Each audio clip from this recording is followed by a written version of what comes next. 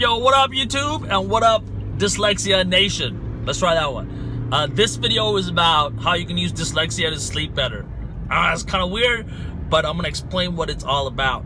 But before we get to that, just kind of want to tell you guys what my relationship with sleep has been over the last couple years. So, I really didn't understand how important sleep was until about, I would say, a year ago when I heard the podcast, the Joe Rogan's podcast, and there was a dude, he wrote a book called Why We Need Sleep or something. I'll put a link, or I'll put a picture of the book right here so you guys can see it. Right there, so you guys can see it.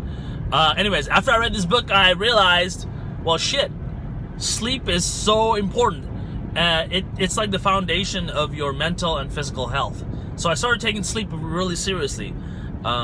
I wear two wearables, like this is a Fitbit and this is an Oura Ring, and both of these things kind of help me track my sleep. And I've been experimenting with figuring out how to sleep faster, like, you know, as soon as I fall asleep, how to sleep longer without interruptions.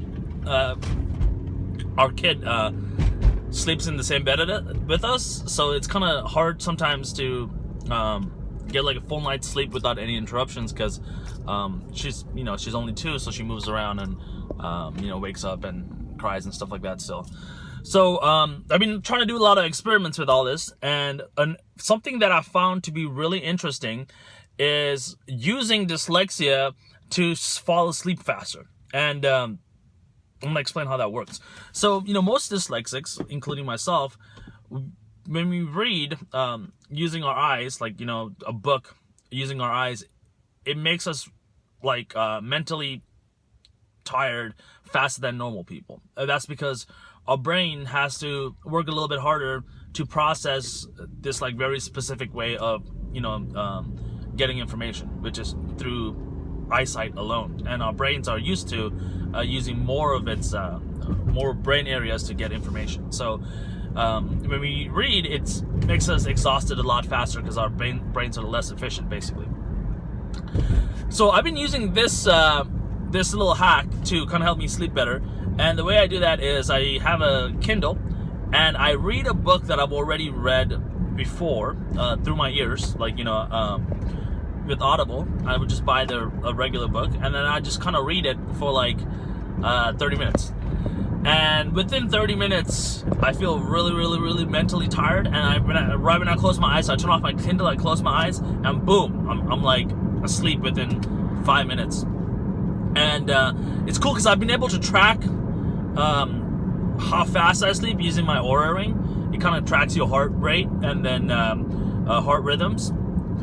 And it tells you like when you're starting to feel drowsy and when you feel falling asleep. And what I've been noticing is every time I read on a Kindle that's on like super dim, I fall asleep within like 5 to 10 minutes, which is really cool because there's a difference between your sleep opportunity and your sleep duration. So most people give themselves, like, let's say they want to sleep 7 hours a day, right? So they give themselves exactly 7 hours to like in bed, and that's not the same thing as sleep duration. What they're actually giving themselves is what's called a sleep opportunity. So sleep opportunity is the time you spend in bed, and sleep duration is the actual time your brain like goes into sleep.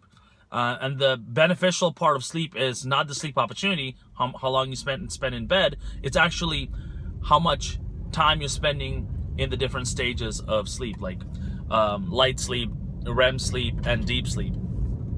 And this strategy of reading before you go to sleep, especially with dyslexia, has been really helpful.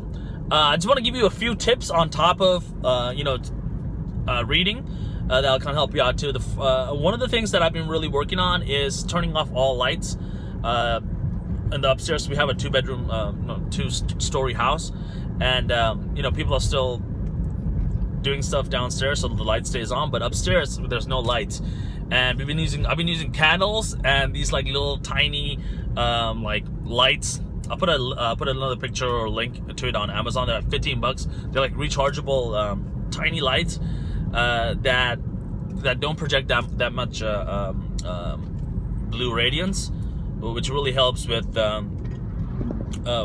getting your brain ready to go to sleep. So that's another thing I've been doing, is cutting off all the lights. And the third thing that I've been really doing is taking a warm bath before, not a bath, a warm shower before sleeping. And that has been really cool, because what it does is the bath itself helps with what's called sleep hygiene. It just makes you feel cleaner. But the second part of taking a shower at night is your core body temperature actually drops. And when you're sleeping, that's one of the physiological things that need to happen.